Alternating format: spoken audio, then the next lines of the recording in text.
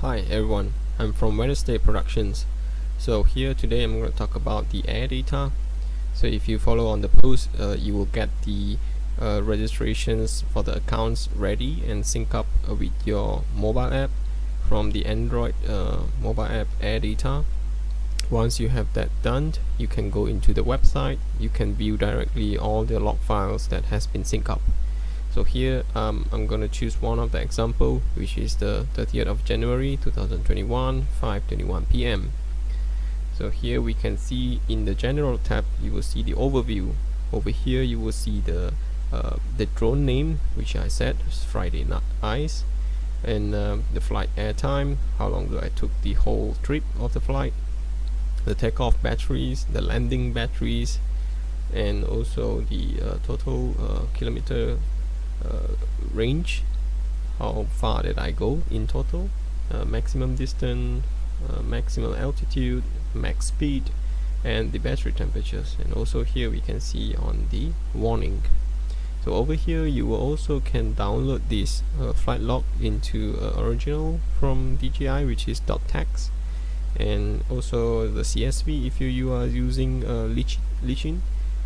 So here let's go into some of these most used or most important tools of this Airdata. One of it is the under notifications. So I would see this is very important, as this allows you to see the whole flight trips. So here you can choose to minimize or you want to maximize the window of the map. So let's put it in the medium size, and you can also choose the playback speed. Over here you want to time 8 or time 4 or time 2. Personally sometimes I use time 4, just want to have it quick, but not too quick enough. So here you can see that the log is moving according to what we input on your joystick, and also you can see all the notifications or even the error message that the system pop out. So here you can see that the drone is moving as I pushing on the remote joysticks. So you can see the whole trip, and some of the informations and notifications will shows over here too. So this is very useful tools where you can identify any sort of anomalies or even abnormalities. So yeah, so let's go on the next features that I would like to share, which is under the power tab. Here I would like to go on the cell graph. So over the cell graph here, DJI Mavic Mini 1, you have two battery cell. So over here you will see you will focus on the cell deviations graph, which is very important here. But the cell voltage graph also one of the important graph, but I'm more interested in this cell deviations. This shows the performance of the battery and also the quality of the battery itself, whether it shows as a good battery or a degraded battery. So here we see a few scenario of deviations of voltage crossing two of the cell. So here you can see that one of the deviations here is that the cell number 1 it's actually lower voltage compared to cell number 2. So the deviations between these two cells is about 0.016 volt. So this is considered as a minor or even normal deviations according to this graph. So if let's say you have so many times of this abnormality or deviations, this means that you should be worrying on the batteries in terms of flying in the far distance, or even considering replacing any of the new batteries if this occurs so often. Alright, so another thing is maybe I can go into the voltage and amps. So here this graph is also one of the important graph here. So what I see here is that the amperage, the current, and you can see that there's a below 10 amps, 10 amps to 15 amps, and 15 to 20, and 20 above. So here definitely this whole flight is below 10 amps. So you might not see any of these abnormalities, but let's go into a specific flight specific full range amps map.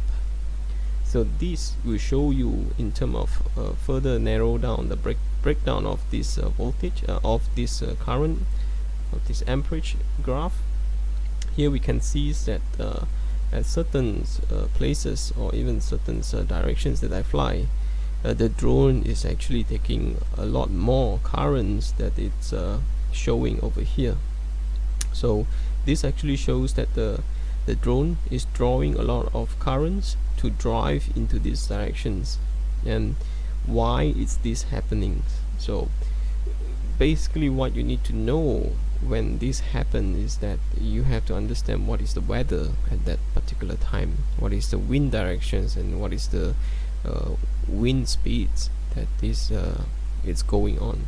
And also what are you doing at these directions? Are you driving it into a higher altitude, and you're also driving it into a fast pace where you change into the sport mode, or are you against the wind over here? So I'm pretty interested into what to see, into investigating what happens here. So basically what I usually do, I have another separate map open up in the same directions in the same page.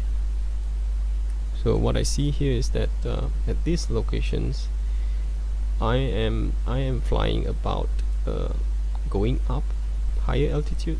If you look at my joystick, and I'm flying toward these locations over here. So this causes higher current draw from the battery. And if I look into the flight into the weather directions, let's say for example, let's go here, and let's see the directions of this wind. The wind direction is actually pushing to at the in between the knot, very close to the knot.